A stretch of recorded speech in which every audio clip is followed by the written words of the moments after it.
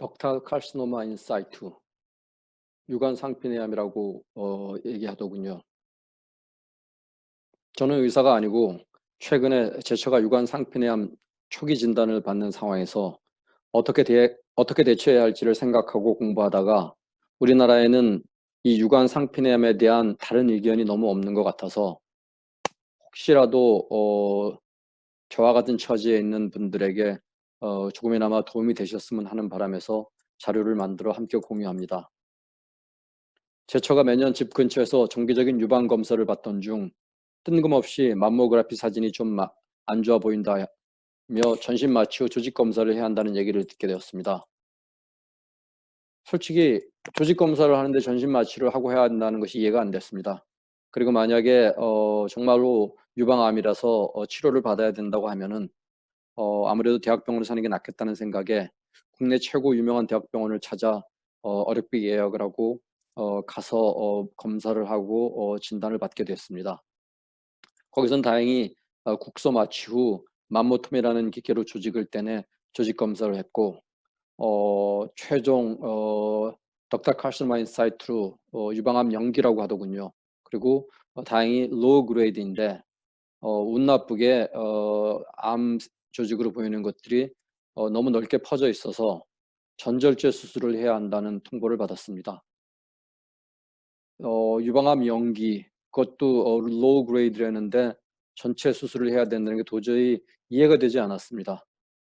어 정말 당황하는 저희들에게 병원에서는 우리가 결정할 것은 전절제만 할 것이냐 아니면은 전절제 수술을 하면서 유방 재건 수술을 같이 할 것인지를 결정하라고 하였습니다.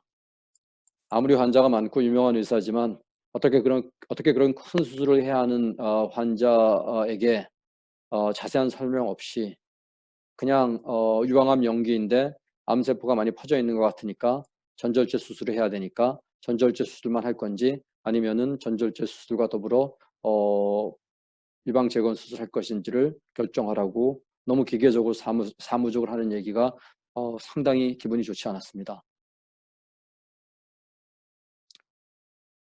제 생각에는 유방암 영기 그것도 로우 그레이드 유관 상피내암인데 8시간에서 10시간 걸리는 전절제 수술 플러스 재건 수술을 한다는 게 너무 심하다는 생각이 들었습니다. 그래서 다른 대학병원의 세컨 오피니언을 한번 받아봐야 되겠다 싶어 또 다른 국내 최고의 대학병원으로 갔습니다. 저쪽 병원에서 검사한 검사 자료들 그다음에 진료 기록을 떼서 다른 굴지의 병원 유방 전문의에게 세컨 오피니언을 구하는데 이쪽 병원의 의사 선생님은 여러 가지 검사 결과들을 보시더니 친절하게 설명을 해 주시더군요. 그러니까 덕탈 카시노마 인사이트가 어떤 상태이고 그리고 제 집사람 같은 경우에 로우 그레이드이기 때문에 유방암 영기 중에서도 아주 경미한 정도의 이 유방암 영기라는 것들 그리고 상태가 이런데 그렇게 큰 수술을 굳이 그렇게 급하게 하지 않아도 괜찮을 것 같다는 뉘앙스로 말씀을 주시면서 저희 가족 여행이 잡혀 있는데 가족 여행 가기 전에 호르몬 조직 검사 슬라이드를 갖고 오면은 호르몬 수용체 여부를 확인을 해 갖고 그 가족 여행 다녀오고 난 다음에 최종 결론을 짓자고 했습니다. 세컨 오피니언을 들으면서 '아 이거 좀 살펴봐야겠다.'는 생각이 들었습니다. 그래서 가족 여행을 가면서 어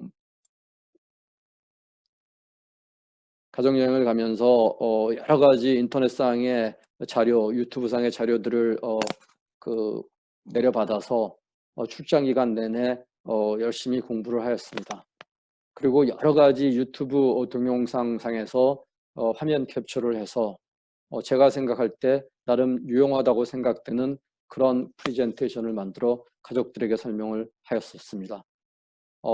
이게 가족여행 다니고 1월 초에 PT를 만들어서 가족들에게 설명을 했었던 PT인데 벌써 한 달 반 이상 지나고 나서 다시 녹음을 하면서 보려니까 기억이 가물가물하는 것들이 많아서 이렇게 버벅대는 부분들 양해 부탁드리겠습니다.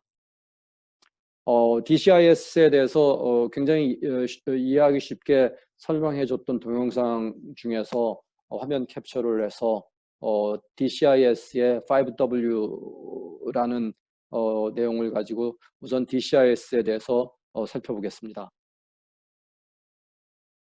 5W는 누가 어떤 사람들이 유방암에 이제 걸리는지, 그리고 언제 유방암이 나타나는지, 그리고 왜 특정 사람들이 유방암에 걸릴 위험성이 큰지, 그리고 어디서 유방암은 진행을 하는지, 그리고 유방암 환자들은 무슨 증상들을 보이는 어떤 사인들을 보이는지에 대한 그 5W이고 거기에 추가해서 1H로 유방암 환자들은 어떻게 진단되고 어떻게 치료하는지에 대해서 설명하는 동영상이었는데 아주 이해하기 쉬웠습니다. 누가 DCIS에 걸리는지에 대한 슬라이드인데 미국 기준으로 매년 한 10% 정도 이상의 여성들이 DCIS를 걸린다고 합니다. 그리고 유방암은 5세에서 70세 연령대에서 가장 많이 발병되고 왜 특정 사람들이 유방암에 걸릴 위험성이 더 많은가에 대해서는 이 여성들이 사는 동안 얼마나 많은 여성 호르몬에 영향을 받는가가 중요하다고 합니다. 그래서 초경이 빠른 경우, 폐경이 느린 경우, 노산의 경우, 출산이 없는 경우, 그리고 호르몬 치료를 받는 경우에 위험 인자가 올라가게 되고 보통 유방암 유전자로 알려진 BRCA 돌연변이가 있는 경우 유전성 증후군 환자 같은 경우들이 리스크가 높다고 합니다. 어디에서 유방암이 발병하는가? 보통 유선과 유륜 쪽 관련 기관에서 발병하는데 유방암 보통 그 secretory lobu라고 하는 그 분비를 담당하는 소엽에 생기면은 아데노카시노마, 선암이라고 하고 유관 안에 생기면은 상피내암, 덕탈 카시노마라고 얘기를 합니다. 그리고 여기에 붙는 인사이트는 그 선 안이나 관 안에 존재할 때 붙는다고 합니다.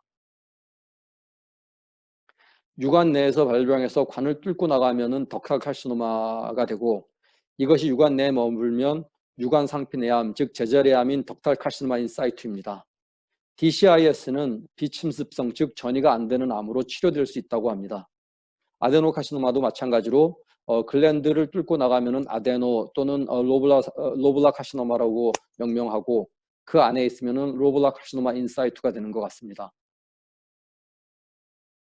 DCIS는 맘모그라피라는 유방 확대 사진을 통해서 진단이 되고 급증하는 DCIS 진단은 맘모그램의 진단 장비의 일반화와 무관하지 않다 합니다. DCIS는 치료가 가능하다고 합니다. 맘모그라피가 일반화되지 않았을 때는 증상을 느끼거나 촉진을 통해서 유방암이 발견되었기에 유방암 조기 진단이 쉽지 않았다고 합니다. 유방암이 전이되는 것을 이해하는 데는 동맥과 정맥의 혈관의 흐름을 이해하고 동맥과 정맥 혈관과 같은 궤적으로 림프절이 있음을 이해해야 한답니다. 따라서 유방 전문 의사들이 왜 촉진을 강조하는지 그리고 촉진 시 어디 부위를 만져봐야 하는지를 알 수 있습니다. 겨드랑이 림프절, 즉 겨드랑이 안쪽 가슴 부위를 잘 살펴야 하고 촉진 시 암성 조직은 딱딱하고 눌러붙고 따가운 느낌이라는 것 대부분의 여성들은 잘 아실 겁니다. 조직 검사는 초음파를 이용해 암처럼 보이는 조직을 떼어내서 하거나 맘모톰을 이용한 두 가지 방식이 있는 것 같습니다. 제처의 경우 두 가지 모두 시행했는데 초음파를 이용한 니들 바이옵시는 보통 림프절 조직을 떼내서 하는 것 같습니다. 맘모톰은 미세사케아 부분 중 의심스러운 조직을 떼내서 그거를 조직 검사할 때 사용합니다. 나중에 제가 공부를 하고 좀 이해가 안 되는 부분은 제처의 경우 DCIS 그것도 로우 그레이드라는 최종 진단이었는데 도대체 왜 림프절 조직 검사를 했는지 이해가 안 됐습니다. 물론 확실히 하기 위해서 그랬다면 할 말이 없겠지만 DCIS 특히 로우 그레이드는 전이의 위험이 전혀 없다고 그렇게 설명을 해놓고서 전이가 걱정스러워서 림프절 조직을 조직 검사했다는 게 좀 이해가 안 됐습니다. 앞서 설명한 대로 유방암의 전이 검사는 림프절을 조직 검사하는 것과 선택적으로 엑스레이나 CT, MRI 등을 통해서 한다고 합니다. 2015년에 보고된 DCIS 유병률입니다. 물론 미국에 해당되는 것이고 DCIS는 비침습성이고 그러니까 암 이전의 암 상태라고 얘기를 하고 있습니다. 매년 5천 건의 DCIS가 진단이 되고 보통 55세에서 60대 여성들 그리고 대부분 증상 없이 맘모그래피상 미세삭회화에 의해 진단이 된다고 합니다. 현재 맘모그래피로 진단되는 브레스트 캔서 유방암의 전체 20%가 DCIS라고 얘기를 합니다. DCIS는 침습성 암의 사전 인지 요소가 아니고 침습성 진행의 가능성 또는 비율도 알려지지 않다고 합니다. DCIS는 병변성 연속체 일부로 이렇게 설명을 하고 있습니다. 조금 이해가기 어려운 부분인데 왼쪽이 정상적인 유관의 모양이고 그 다음 것이 양성 증식성 변화를 보이는 유관이고 그 다음은 이제 비정형적인 하이퍼플라지아 과형성 모양의 유관의 모양이고 그 다음에 요게 이제 유관 상피내암 지금 이 네 번째 게 유관 상피내암의 모양이라고 합니다. 그리고 이건 이제 침습성 암으로 변화했을 때 조직을 모습을 보고 있습니다.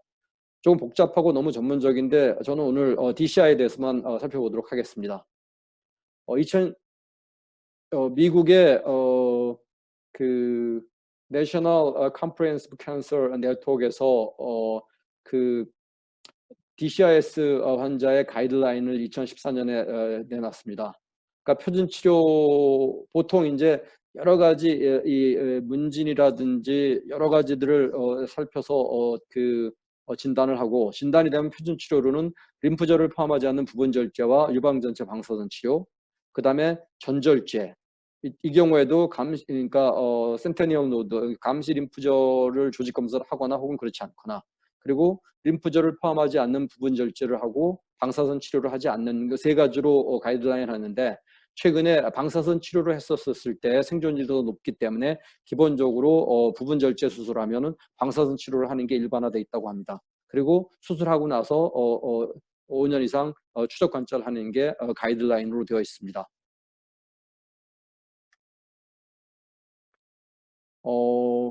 이 슬라이드는 그러니까 91년부터 2010년 동안 그 DCIS를 치료로 한 패턴을 보여주겠습니다. 보시는 것처럼 한쪽 가슴을 전절제 수술한 것이 40%에서 40% 중반에서 19%대로 방사선 치료 없는 부분 절제는 30%에서 21%로 그리고 방사선 치료와 그 부분 절제 수술을 병행하는 게 20% 초반대에서 46%로 배 이상 늘었습니다. 그리고 아무것도 하지 않은 거는 거의 변화가 없고요. 2, 3%대. 그리고 그러니까 한쪽만 DCIS인데 걱정이 앞서서 양쪽을 다 전절제 수술하는 게 8%로 상당히 높게 올라간 걸 볼 수 있습니다. 그러면 왜 이 21세기에 여성들은 전절제 수술을 원하는지에 대한 설명을 하는 그 슬라이드입니다. 그러니까 물론 이제 위험 요소를 낮추기 위해서 그리고 유방암으로 진행하는 것에 대한 불안을 줄이기 위해서 그리고 그걸 유방을 계속 놔둔 상태면은 수시로 유방암 이미징 검사들을 해야 되니까 그것을 피하기 위해서 그리고 있을 수 있는 연속적인 이 침습적인 치료라든지 여러 번 이런 것들 받는 것들을 피하기 위해서 그냥 전절제 수술을 해버리고 만다고 합니다.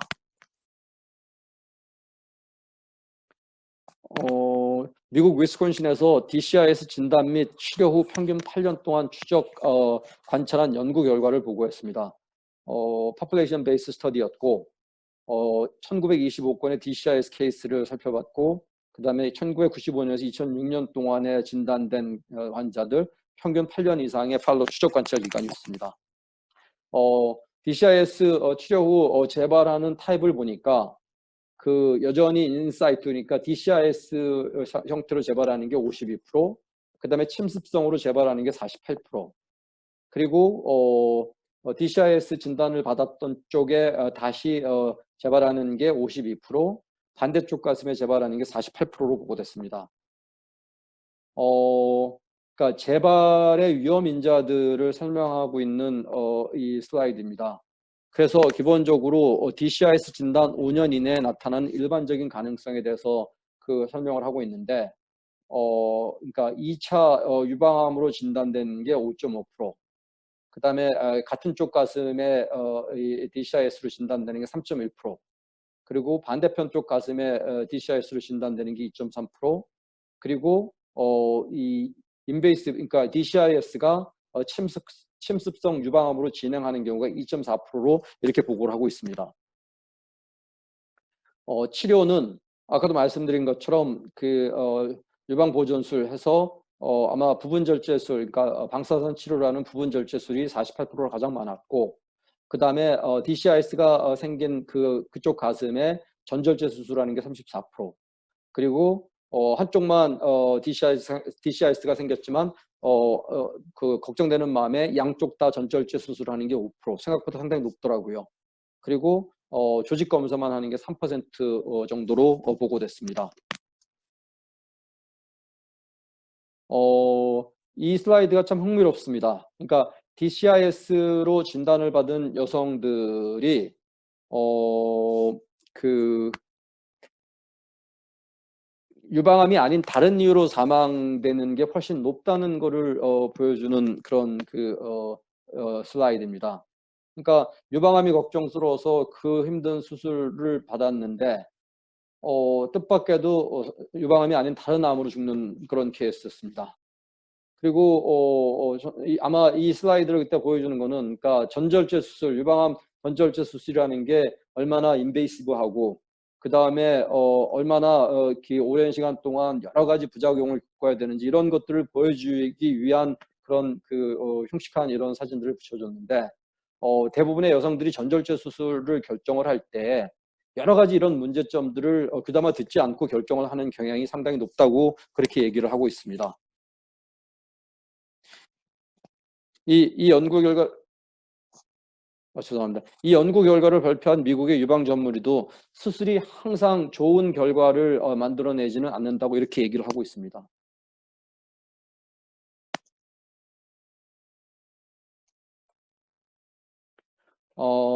사실 이 PT가 제가 잘 생각이 안 나는 부분인데, 아무튼 DCIS로 수술을 받고 2년 이상 된 사람들 506명을 대상으로 그 삶의 질에 대한 그 설문조사를 마친 겁니다. 그래서 DCI 환자 중 약 30% 정도가 수술 후 2년 이내에 수술 후 2년 후에 중등도 혹은 아주 높은 정도의 공포를 느낀다고 이렇게 보고를 하고 있고요.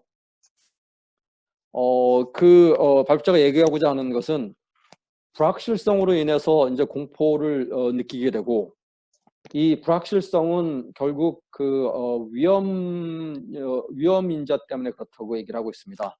따라서 누가 DCIS나 전이성 유방암의 위험이 높은지, 그리고 그것이 무엇을 의미하는지, 그리고 그 리스크를 어떻게 얼마나 핸들링할 수 있는지를 살펴보는 것이 중요하다고 얘기를 하고 있습니다. 보고된 임상 연구 결과 유방암으로 진단된 후 5년 이상 생존율은 89.4%로 오히려 DCIS의 생존율보다 높다고 합니다. 무슨 얘기냐면은 DCIS라 하더라도, 그러니까 생존율이 상당히 높다는 얘기죠. 그러니까 크게 걱정하지 않아도 된다는 부분을 얘기하는 것 같습니다. 또 다른 동영상 발표에 따르면 DCIS 진단받은 여성 중 약 3.3% 정도의 여성만이 20년 이내에 유방암으로 사망한다고 합니다. 그리고 35세 이전, 그리고 흑인일수록 위험 인자가 높고, 전절제 수술을 받거나 방사선 치료를 받았다고 해서 유방암으로 죽는 것을 막아주지는 않는다고 얘기하고 있습니다. 해서 이 연자는 지금 필요한 것은, 그러니까 DCIS로 진단받은 여성 중, 그러니까 무작위로 치료를 받는 곳과 그 다음에 지켜보는 군을 한 20년 동안 연구를 살펴보면은 좀 더 유방암에 대한 이런 DCIS에 대한 정확한 답이 나오지 않을까, 이렇게 얘기를 하며 연구의 필요성을 얘기를 하고 있고, 실제 미국에서는 2015년 이런 연구가 시작돼서 진행 중인 것으로 알고 있습니다. 결론부터 말씀드리면은 저희는 제처는 세컨 오피니언을 받은 후 이제 오랜 시간 동안 여러 자료를 살펴보고 공부를 하고, 그 다음에 그 세컨 오피니언을 주신 의사 선생님과 충분히 상담해서 다행히 호르몬 치료를 받으면서 6개월 단위로 지켜보는 액티브 서베일런스를 해도 괜찮을 것 같다는 그런 그 판단하에 잡아놨던 수술을 취소를 하고 병원을 옮겨서 지금 액티브 서베일런스 중에 있습니다. 의사 선생님 말로는 6개월 뒤에 호르몬 수용체를 억제하는 그 호르몬 억제제를 먹으면 6개월 뒤에 오히려 좋아졌을 수도 있다는 뉘앙스의 의견을 보이는 걸로 봐서 충분히 그럴 만한 가치가 있다는 판단으로 여전히 저희 집사람은 불안해하고 있지만 제가 강력히 설득해서 그 액티브 서베일런스를 하기로 했고, 그렇게 하기로 결정하게 된 중요한 이유 중에 하나는 지금 보여주는 이 슬라이드이 중요한 역할을 했습니다. 이 슬라이드는 그러니까 DCIS로 진단받은 환자들을 일부 그러니까 유주얼 케어 그러니까 수술을 하는 군과 그다음에 액티브 서베일런스 그러니까 정기적으로 지켜보면서 필요한 경우에 수술하는 군으로 나눠서 연구한 비교 연구 결과입니다. 그래서 10년 동안에 결국 그 지켜본 군과 수술한 군을 살펴서 유방암으로 죽는 확률이 얼마나 되는지를 살펴본 연구였는데, 보시는 것처럼 그 유저 케어를 받은 군과 액티브 서베일런스를 한 군의 10년 기간 동안에 그 생존율의 차이는 1.5% 차이밖에 나지 않았습니다. 보시는 것처럼 까만 선이 액츄얼 서베일런스고 그 빨간 선이 그러니까 유저 케어 그러니까 수술 받은 군이고 그 차이가 한 1.5% 정도밖에 나지 않았습니다. 그러니까 로우 그레이드 DCIS 환자를 치료하지 않았었을 때 수술 시 10년 후 질병 없이 생존할 확률이 98.8%고 수술을 하지 않았었을 때 10년 후 질병 없이 생존하는 확률이 98.6% 0.2% 차이입니다. 이거는 2015년 자마에 보고됐던 논문이고 로우 그레이드 덕탈 카시노마 인사이트에 해당되는 논문입니다. 그러니까 수술을 한 경우와 하지 않은 경우의 생존율이 0.2% 차이라고 하면은 그 0.2% 올리자고 그렇게 큰 수술을 할 필요가 있을까? 그렇게 생각을 했습니다. 아까 말씀드린 것처럼 아마 2015년도에 코멧이라고 해갖고 Comparison of Operative to Monitoring and Endocrine Therapy 해갖고 DCIS Low Grade Low Risk DCIS 환자를 대상으로 대규모 임상 논문을 시작을 했습니다. 코멧 임상을 통해서 얻고자 하는 주 목적은 그러니까 수술을 하는 군과 액티브 서베일런스 군이 2년 후 그 DCIS가 있던 그 유방 쪽에 유방암 발병률과 그리고 5년과 7년 후 그 DCIS가 있었던 쪽에 가슴에 유방암 발병률을 찾는 게 주 목적이고 기타 여러 가지 목적들이 있었습니다. 이게 올 초 저희가 결정한 액티브 서베일런스 프로토콜입니다. 액티브 서베일런스는 병을 그냥 내버려 둔다는 게 아닙니다. 그러니까 액티브 서베일런스를 시작을 할 때 여러 가지 검사와 문진 모든 자료들을 종합해 갖고 기준 병변을 설립을 합니다. 베이스라인을 잡고 6개월 간격으로 검사를 하면서 기준 병변이 변하지 않으면은 계속해서 지켜보고, 만약에 어떤 베이스라인 병변의 진행이 있다고 하면 다시 조직 검사를 해서 조직 검사 결과상 양성이거나 여전히 DCIS면은 계속 모니터링을 하고, 만약에 인베이시브 암으로 진행이 되면은 수술을 받는 것. 그리고 반대편 쪽에 만약에 DCIS가 생기면은 마찬가지로 조직 검사를 하고 똑같은 그런 과정을 밟는 게 액티브 서베일런스입니다. 그러니까 10년 후 침습성 암 발생 케이스를 보여주는 슬라이드입니다. 그러니까 유저 케어, 그러니까 수술을 받았었을 때 1000명 중 여전히 48명은 반대편 쪽 가슴에 DCIS가 침습성 암이 생겼고, 그 다음에 수술 받은 쪽 가슴에 62명 정도, 6.2%에 해당하는 쪽에 침습성 암이 생겼고요. 액티브 서베일런스를 받은 군은 반대쪽 가슴에 생기는 거는 뭐 똑같지만 실제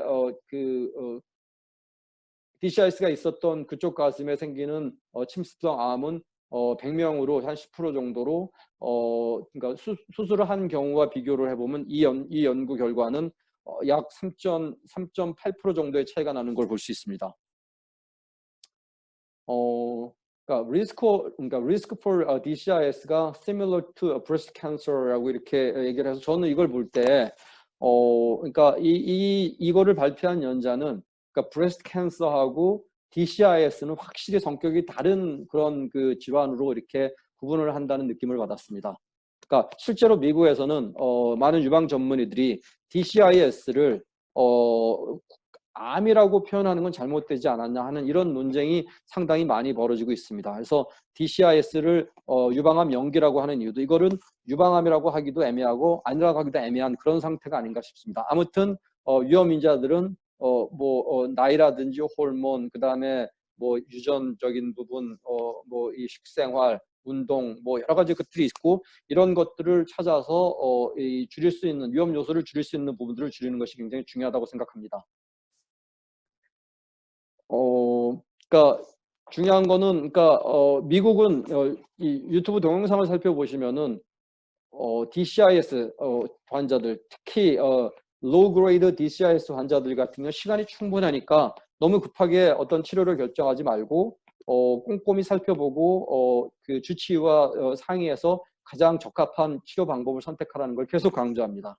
근데 우리나라는 DCIS 유방암 연기 그것도 로우 그레이드라고 하면서 그냥 부분 절제 아니면 전절제 수술을 그냥 루틴으로 그렇게 진행하는 걸 볼 때 이거는 조금 한번 우리도 한번 살펴봐야 되지 않을까 그런 생각이 들어서 제가 오늘 이 프레젠테이션을 녹음하는 가장 큰 이유도 그겁니다. 그러니까 분명히 지금 미국은 뭐 대규모 임상 연구를 시행을 하고 있을 정도로 로우 그레이드 DCIS 환자들을 전체적으로 대상으로 그렇게 인베이시브한 전절제 수술 같은 걸 하는 거는 한번 생각해 봐야 되지 않냐 하는 그런 의견을 내는 의사들이 상당히 많습니다. 근데 우리나라는 뭐 DCIS 로우 그레이드 그냥 부분 절제 수술할 수 있으면 부분 절제 수술하고 방사선 치료 아니면은 부분 절제 수술이 안 되면 전절제 수술. 너무 과연 이게 얻는 것과 잃는 것에 대한 충분한 설명들 그다음에 과연 그럴 필요가 있을까 하는 부분들 저는 의사가 아니지만 제가 논리적으로 생각을 해봤었을 때 여러 가지 살펴본 그런 연구 결과나 이런 보고된 내용들을 살펴보면은 얻는 것에 비해서 전절제 수술을 하고 그러는 거는 너무 과한 게 아닐까. 그리고 액티브 서베일런스를 하다가 그러니까 DCIS 로우 그레이드에서 수술을 하나, 유방암 연기, 그러니까 스테이지 1에서 수술을 하거나 수술 결과에는 어차피 전절제 수술하면 수술 결과에는 큰 차이가 없다고 얘기들을 하시더군요. 그렇다면은 10명 중 8명은 그러니까 DCIS 상태 그대로 머물러서 평생 동안 수술하지 않아도 될 가능성이 80%나 되는데 그 20%의 위험성 때문에 그렇게 급하게 무작정 수술을 하는 거는 한 번쯤 생각을 해봐야 되지 않을까 하는 그런 생각을 하게 됐습니다. 물론 저는 그러니까 의료 비즈니스를 한 20년 넘게 하면서 우리나라 의료 현실이나 뭐 이런 거에 대해서 잘 알고 있습니다. 그러니까 우리나라 의료 시스템이 사실 의사 선생님들이 개별 환자들 대상으로 최적의 어떤 그 치료 옵션이나 이런 것들을 설명을 해주고 뭐 부작용은 어떻고 기대할 수 있는 효과는 이런 것들을 할 수 있는 여건은 안 되지만 그래도 이런 부분들에 있어서 조금 외국에서 얘기되고 있는 그런 내용들도 우리들도 좀 그런 부분들을 충분히 살펴보고 환자에게 최적화된 그런 수술을 결정할 수 있는 그런 여건이 형성되기를 바라는 마음에서 제가 이런 주제넘게 전문가도 아니면서 이런 PT를 하게 되는 것입니다. 그리고 또 한 가지 제가 의료 비즈니스를 하면서 느끼는 거는 어느 분야든지 저는 안과 의료기기 수입만 20년을 넘게 해서 제가 잘 알고 있는 부분은 안과지만 안과도 마찬가지로 골드 스탠다드, 소위 말하는 표준이라고 하는 거는 그게 가장 최선의 것이기 때문에 이 표준은 아니라고 생각을 합니다. 그러니까 골드 스탠다드의 대부분은 오래된 기술들, 오랫동안 해오던 것들을 골드 스탠다드라고 하는 경우가 상당히 많습니다. 안과 영역에서도 예전보다 엄청나게 좋은 진단 장비가 나왔고 좋은 치료법이 나왔는데도 아직까지 골드 스탠다드는 예전 거에 갇혀 있는 경우가 되게 많습니다. 저는 DCIS에 대한 그런 표준 치료에 대한 의사 선생님들의 그런 생각도 급변하는 의료 시스템에서 새로운 것들을 받아들이고 새로운 것들을 공부를 하고 하는 것들이 불안한 부분들이 있기 때문에 익숙한 것들, 그 다음에 오래된 것들이 뭐 선생님들 입장에서는 가장 안전하다는 판단에서 이 DCIS 로우 그레이드라 하더라도 표준 치료가 부분 절제 아니면 전 절제니까 그렇게 권하면 환자들은 그거를 하지 않으면은 이거 큰일 나고 굉장히 심각한 문제에 봉착하지 않을까 이런 생각을 할 수 있는 불안이 더 커지기 때문에 이 부분에 대해서는 우리가 한 번쯤 생각을 해봐야 되겠다는 것이 제가 오늘 이 PT를 준비한 가장 중요한 부분입니다. 어찌됐든지 간에 중요한 것은 뭐 본인 스스로 시간을 내서 진료 기록지도 살펴보고 꾸준히 공부하고 그래서 자기 가정과 본인의 건강 상태, 본인의 성향 뭐 이런 것들을 고려해서 의사 선생님과 상의해서 결정하는 것이 가장 좋을 것 같고요. 어찌됐든지 간에 오늘 제가 나름대로 의욕을 가지고 준비한 이 PT가 저와 비슷한 상황에 처해 고민하시는 분들께 작은 참고가 됐으면 하는 바람과 아울러 천지 만물의 주관자 되시는 저의 하나님께서 여러분의 가정에 평안을 주시기를 기도합니다. 감사합니다.